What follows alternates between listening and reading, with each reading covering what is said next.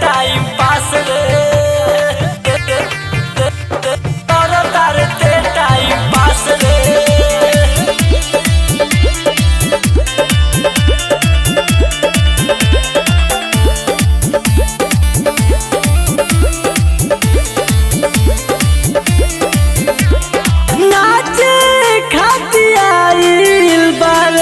नाचते नहीं की खास रे सुन ना नाचे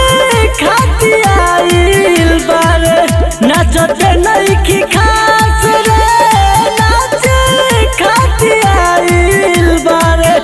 नाचते नहीं की खास रे हवे अखाड़ा के बास दे हम घास रे खाली करो तार ते टाइम पास रे हई अखाड़ा के बास दे हम घास रे खाली करो तार ते टाइम पास रे सुन ले बानी का दूते हई बड़ी खास रे हवे अखाड़ा के बास दे हम घास रे खाली करो तार ते टाइम पास रे हवे अखाड़ा के बास दे हम घास रे खाली करो तार ते टाइम पास रे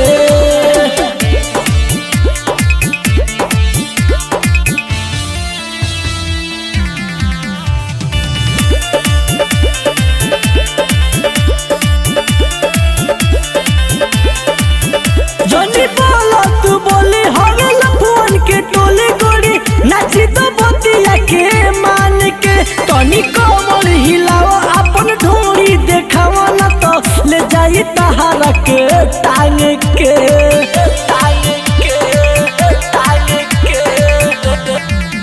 जोनी बोला तू बोली हवे लफुआ के टोली गोरी नाची तो बतिया के मान के तनी कमर हिलावा अपन ढोरी देखावा ना तो ले जाई तोहारा के टांग के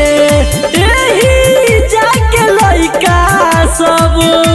हवे रंग बाजरे हवे अखाड़ा के बास दे हम घास रे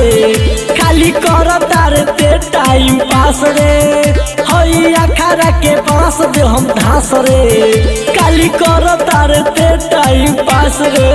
बुझल कर तार ते टाइम पास रे कर तार ते टाइम पास रे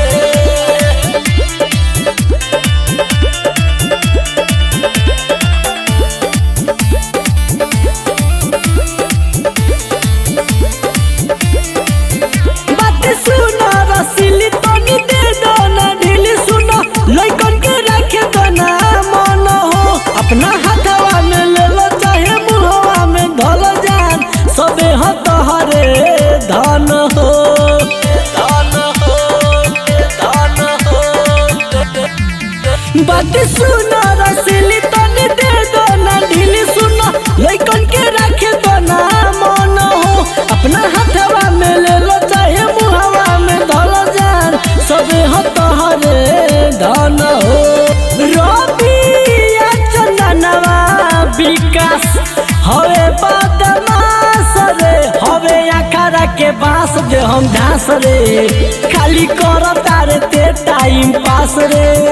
हवे अखाड़ा के बास दे हम घास रे खाली कर तार ते टाइम पास रे उमा स्टूडियो केसरी।